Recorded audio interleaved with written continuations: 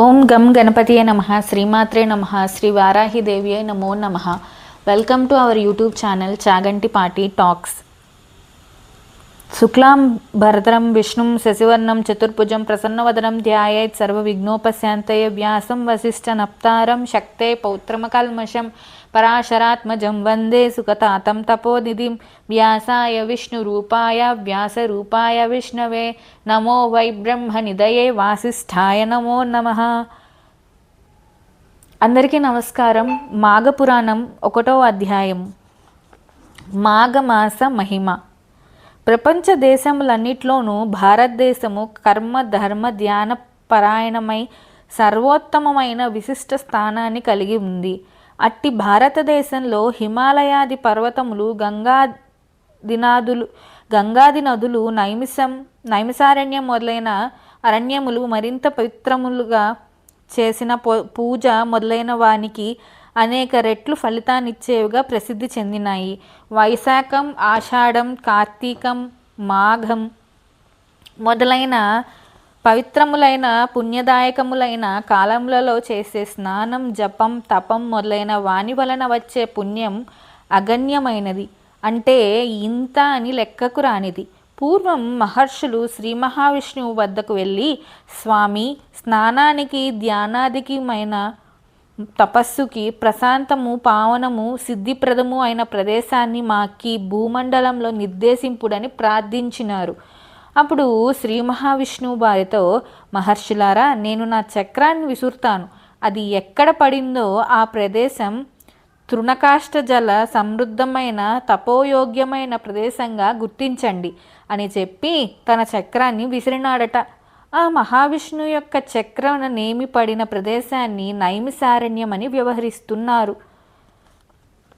శౌనకాది మహర్షులు అక్కడ స్థిర నివాసం ఏర్పరచుకున్నారు. వారక్కడ నివసిస్తూ యజ్ఞయాగాదులు చేస్తూ ఉంటే భూమండలంలో వివిధ ప్రాంతాల్లోని ఆయా ఆశ్రమాల్లోని మహర్షులు చూడడానికి వస్తుండేవారు. అలాగే రోమ మహర్షునుడు, ఆయన కుమారుడు సూత మహర్షియు అందరిలాగా ఆ యాగాన్ని చూడటానికి వచ్చేవారు. యాగం చేసే మునులు వాళ్ళను ప్రార్థించి విరామకాలంలో పుణ్యకరములైన కథలను, విశేషాలను చెప్పించుకునేవారు. అంటే నైమిసారణ్యంలోని ఆ ఆశ్రమంలో జప హోమాదులు అవి లేనప్పుడు పుణ్యకథ ప్రవచనాలు జరిగి అందరికీ ఆనందాన్ని, మనస్థైర్యాన్ని, భగవద్భక్తిని పెంపొందించేవి. ఇలా ఒకప్పుడు శౌనకాది మహర్షులు చిరకాలం జరిగే యాగంనొక దాన్ని ప్రారంభించారు. ఆ యాగం కొన్ని సంవత్సరాలు జరుగుతుంది. అటువంటి యాగాన్ని చూడాలని చాలామంది మునులు దేశం నలుమూలల నుండి ఆసక్తితో వచ్చారు. అలా వచ్చిన వారిలో సూత మహర్షి ఉన్నారు. శౌనకాది మునులు ఆయనకెదురు వెళ్ళి సగౌరవంగా తీసుకుని వచ్చారు. తగిన ఆసనం పైన కూర్చోబెట్టి అతిథి సత్కారాలు చేశారు. సాష్టాంగ నమస్కారాలు చేశారు. ఆయనతో ఇలా అన్నారు, సూత మహర్షి, మీ తండ్రి గారు రోమహర్షుల వారు పురాణ ప్రవచనంలో ధర్మ విషయాలను వివరించడంలో సాటిలేనివారు. శరీరం పులకించి ఆనంద పారవస్యం రోమములు కూడా పులకరించేటట్లు చేయగల సమర్థులు. రోమములకును హర్షమ కలిగించువారు గనక రోమహర్షులని సార్థక నామధేయులైనారు. వారి కుమారులైన మీరు కూడా ఆయనంతటి వారై ఆయనకు తగిన పుత్రులను అనిపించుకున్నవారు. మా అదృష్టవశం వల్ల మీరీ యాగ సందర్శనకు వచ్చినారు. విరామ సమయంలో మాకు పుణ్యకరములైన విషయాలను వినడం మరింత ఫలప్రదం అవుతుంది కదా. దయవుంచి మాకు పుణ్యకథలను వినిపించండి అని ప్రార్థించినారు. సూత మహర్షి వారి ఆతిథ్యాలను స్వీకరించి సుఖాసనంగా కూర్చుని వారి మాటలను విన్నాడు. తనను వారందరికీ నమస్కరించి చిరునవ్వుతో, మీకు నా మీద ఉన్న అభిమానానికి కృతజ్ఞుణ్ణి. పుణ్యకార్యాలు జరిగే చోట పుణ్యప్రదమైన విషయాన్ని నేను చెప్పడం కూడా ఒక అదృష్టమే. అది కూడా యజ్ఞంలా పవిత్రమైన కార్యమే. ఈ రూపంగా నన్ను ఈ పుణ్యకార్యంలో ఇలా అన్వయించుటేటట్లు చేసే మీకు నేను కృతజ్ఞుణ్ణి. మా తండ్రి గారి వల్ల విన్నదాన్ని అనుసరించి వ్యాస మహర్షుల వారి దయ విశేషం చేత నాకు తెలిసిన విషయాన్ని మీ అనుగ్రహించే స్ఫురింపజేసుకొని యథాశక్తి వినిపించి మీ ఆనందాశిస్సులను భగవత్కృపని పొంది ప్రయత్నిస్తాను. మీ ఆజ్ఞ ఏమిటి అని సవినీయంగా అడిగాడు. అప్పుడు మునులు సూత మహర్షి లోగడ వైశాఖ మాసం, కార్తీక మాసం వీని యొక్క వైశిష్ట్యాన్ని, ఆయా మాసాల్లో చేయవలసిన వ్రతానుష్ఠాలని వివరించారు. మాకు ఆనందం కలిగించారు. ప్రస్తుతం మాఘమాస మహిమను వివరించండి అని కోరినారు.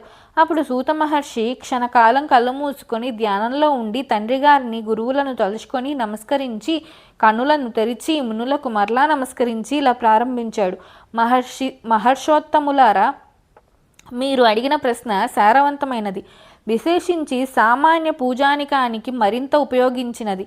చదువుకున్న వారు కొద్దిమంది అయినా యజ్ఞయాగాదులు, జపతపాలు చేసే పాపం పోగొట్టుకొని పుణ్యం సంపాదించుకుంటారు. పై విధంగా చేసే సావకాశం లేని వారు తరించడానికి ఈ విషయం బాగా ఉపకరిస్తుంది. పూర్వం ఒకప్పుడు జగన్మాత అయిన పార్వతీదేవి పరమేశ్వరుని ఇదే విషయాన్ని అడిగింది. గృత్సున్న మద మహర్షి మొదలైన వారు చెప్పిన విషయాలని పార్వతీదేవికి పరమేశ్వరుడు చెప్పిన విషయంతో పాటు చెప్పెదను వినండి. పార్వతీదేవి పరమేశ్వరునితో, విశ్వాత్మక, సర్వలోకేశ్వర, సర్వభూత దయానిధి ప్రాణేశ్వర, మీ మాటలు అమృతము కంటే మధురాతి మధురములై నా చెవులకు మరింత ఇంపుగా ఉన్నవి. మాఘమాస మహిమను వివరింపగోరుచున్నానని ప్రశ్నించను. అప్పుడు పరమేశ్వరుడు, కళ్యాణి, జగన్మంగళ, నీవు అడిగిన విషయము మిక్కిలి నిగూఢమైనది, గంభీరమైనది. నాకిష్టురాలువైన నీకు చెప్పరానిదేముండును? తప్పక చెప్పుదను, వినుము. సూర్యుడు మకర రాశిలో నుండగా మాఘమాసము ప్రాతకాలమున స్నానం చేసిన వారు పాప విముక్తులై ముక్తి నొందుదురు. గోవు పాదం మాత్రం మునిగే జలప్రవాహంలోనైనా చేసిన స్నానం అధిక పుణ్యప్రదం. మొదటి స్నానం వాని సర్వ పాపములు పోగొట్టును. రెండవ స్నానం వానికి వైకుంఠలోక ప్రాప్తిని కలిగిస్తుంది. మూడవ స్నానం అతనికి శ్రీ మహావిష్ణువే రుణగస్తుడయ్యేటట్లు చేస్తుంది. ఇట్టి పుణ్యాత్మునికి నేనేమి ఇవ్వాలి అని శ్రీ మహావిష్ణువే ఆలోచనలు పడును. ప్రయాగలో మాఘమాసంలో గంగా స్నానం చేసిన వానికి పునర్జన్మ ఉండదు. మాఘమాసంలో ఉదయాన్నే నదీ ప్రవాహంలో కానీ సరస్సులో కానీ స్నానం చేసిన వారికి ముక్తి కలుగుతుంది. ఊరికి వెలుపలలోనున్న సరస్సు, నూయి, కాలువ మొదలైన వానిలో స్నానం చేసిన వారికి పాపనాశకం, మోక్షదాయకం సుమ. తెలిసి కానీ తెలియక కానీ బలవంతంగా కానీ మాఘమాసమున ఒక్కమారు స్నానమైనను సూర్యోదయమునకు ముందుగా చేసినచో వాని పాపములన్నీ పోవును. భక్తిభావంతో నెలంతా చేసినచో విష్ణులోకము చేరును. స్నానం చేసి పురాణము విన్నచో అతడు ఋషి అయి జన్మించును. మాఘస్నానమును మాని విష్ణు అర్చింపక, దానము చేయక, పురాణమును చదవక వినక మాఘమాసము గడిపిన వానికి మనోవాక్కాయ సంబంధములైన పాపములెట్లు పోవును? అతడు భయంకరమైన కుంభీపాక నరకమున బాధలు పడును. మదగర్భముచే మాఘస్నానం మానిన అధముడు నీచ జన్మలను పలుమార్లు పొందును. చలికి భయపడి స్నానం చేయని వారిని చూడరాదు. అట్టి వారిని చూసిన పాపం పోవలనన్నచో సూర్యుని చూసి నమస్కరింపవలను. ప్రాతకాల మాఘస్నానము చేయని వారు పెక్కుమార్లు నీచ జన్మలందరూ ఉందురు సుమ. దరిద్రులైన బాలురైనను ప్రాతకాలమున స్నానం చేసి శ్రీ మహావిష్ణు దయను పొందెదరు. చిన్నపిల్లలు, ఆసక్తులైన వృద్ధులు హరినామస్మరణ చేయుచు ముమ్మారు జలబిందువులను శరీరముపై చిలకరించుకునుచు చేసిన పుణ్యమే. నీచుడైనను మాఘస్నానము చేసిన పాపములన్నీ విడి పుణ్యాత్ముడగును. ఎట్టి పాపకర్మములను ఆచరించిన వాడైనను మాఘమాస ప్రాతకాలమున మాయందు స్నానమాడినచో వాని పాపములు నశించి మేము నశింపజేయదమని జలములు ఘోషించుచున్నవి. మాఘస్నానం చేసిన వానికి సంసార భయము లేదు. ఆడంబరం కొరకు గాని భయము చేయగాని బలవంతముగా గాని మాఘస్నానం చేసిన వాడు పాప విముక్తుడై పుణ్యాత్ముడగును. అశక్తుడు తాను మాఘస్నానం చేయలేకపోయినచో స్నానం చేసిన వానికి దక్షిణ ఇచ్చి వాని నుండి స్నానఫలమును పొందవచ్చును. మాఘస్నానం చేసి చలికి ఆగలేని వారు శ్రీహరిని స్మరించుచు మంట వద్ద చలి కాచుకొనవచ్చును. ఈ మాసమున నిరుపేదలకు వస్త్రదానమును గాని కంబల్ దానమును గాని చేసిన స్నానఫలమునందు పుణ్యవంతులగురు. బలవంతంగా స్నానము చేసిన వారికి చేయించిన వారికి పుణ్యము కలుగును. ఈ స్నానమును అన్ని వర్ణముల వారును చేయవలెను. మాఘస్నానమును చేయువారిని నిందించినను పరిహసించినను నివారించినను మహాపాపములు కలుగును. పార్వతి, మాఘస్నానము సద్యో ముక్తిప్రదము. దానికి సాటి లేదు. శక్తి లేని వారు కాళ్ళు చేతులు కడుక్కొని ఆచమనము చేసి పురాణము విన్నను వారికి స్నానఫలము కలుగును. అన్ని మాసములలో మాఘమాసము ఉత్తమము. శ్రీహరి దేవతలందరిలో ఉత్తముడు. వృక్షములలో అశ్వత్థ వృక్షము ఉత్తమము. తేజోస్వంతులందరితో సూర్యుడు ఉత్తముడు. శాస్త్రములన్నిటిలో వేదములు ఉత్తమములు. కావున మాఘమాస స్నానము చేయువారిని నిందించినను నివారించినను మహాపాపములు కలుగును. 4 వర్ణముల వారిలో బ్రాహ్మణోత్తముడు, పర్వతములలో మేరు పర్వతములు ఉత్తమము. కావున మాఘమాస స్నానమంత పుణ్యప్రదము సుమ. దిలీపుడు అను మహారాజు పెక్కు యాగములు చేసిన పుణ్యాత్ముడు, ఉత్తముడైన ప్రజాపాలకుడు. ఇతడు ఒకనాడు వేటకు పోయాను. అనేక మృగములను వేటాడి అలిసి పోయాను. మనోహరమైన సరస్సును ఒక దానిని చూసి అచట కొంతకాలం విశ్రమించి తన నగరమునకు ప్రయాణమయ్యను. అప్పుడు వృద్ధ బ్రాహ్మణుడు మహారాజునకు కనిపించెను. రాజు వానికి నమస్కరించి ఆశీస్సులను పొందెను. ఆ బ్రాహ్మణుడు, మహారాజా, పరమ పవిత్రమైన మాఘమాసమున నీవు ఈ సరస్సున స్నానం చేయకుండా పోచున్నవేమి? మాఘమాసమున చేయు నదీ స్నానము కానీ సరస్సు స్నానం కానీ మిక్కిలి పుణ్యమునిచ్చునని ఎరుగవా అని అడిగాడు. రాజు మాఘస్నాన మహిమను చెప్పండని కోరగా అతడు, రాజా, నీవిప్పుడు ఈ సరస్సును తప్పక స్నానం చేసి పొమ్ము. మాఘమాస స్నాన మహిమ మీ గురువు వశిష్ఠ మహర్షుల వల్ల తెలుసుకొనమని చెప్పి తన దాన పోయాను. దిలీప్ మహారాజు మాఘమాస స్నాన మహిమ తెలుసుకోవాలని తమ కులగురువు అయిన వశిష్ఠ మహర్షి ఆశ్రమనకు వెళ్ళెను. గురువును దర్శించి నమస్కరించి మాఘమాస స్నాన మహిమను తెలపగోరెను. వశిష్ఠ మహర్షి దిలీపును ఆశీర్వదించి ఇట్లనెను, నాయన దిలీప, నీ కోరిక విశిష్టమైనది. మాఘమాసము చాలా విశిష్ట కలిగినది. మాఘమాసము శివకేశవ ప్రీతికరమైనది. ఆ నెలలో చేసిన పుణ్యకారములు ఇతర దినములలో చేసిన పుణ్యకారముల కంటే ఎక్కువ పుణ్యమునిచ్చును. మాఘమాసంన ప్రాతకాలమునే చేసిన స్నానము సర్వపాపములు పోగొట్టి అక్షయమయములైన పుణ్యములనిచ్చును. స్నానం ఎంతయు అధికమైన పుణ్యమునిచ్చునో పూజా పురాణ శ్రవణాదుల వలన అంతటి ఫలముండునో ఊహించుకొనుము. మాఘస్నానము వలన సర్వదుఃఖములు పోగొట్టుకొని శుభలాభములు పొంది కొందరు వృత్తాంతములు వివరింతుంది. దాన్ని బట్టి మాఘమాస వైశిష్ట్యమును తెలుసుకొని యత్నింపుము. పూర్వమొకప్పుడు భయంకరమైన క్షామము వింధ్య హిమాలయ పర్వతముల మధ్యనున్న భూమిలో కలిగెను. దీనివల్ల సామాన్య జనులు, ప్రభువులు, మునులు, మహర్షులు, పశువులు, పక్షులు, సర్వప్రాణులు మిక్కిలి బాధపడినవి. అట్టి వారిలో భృగు మహర్షి ఒకడు.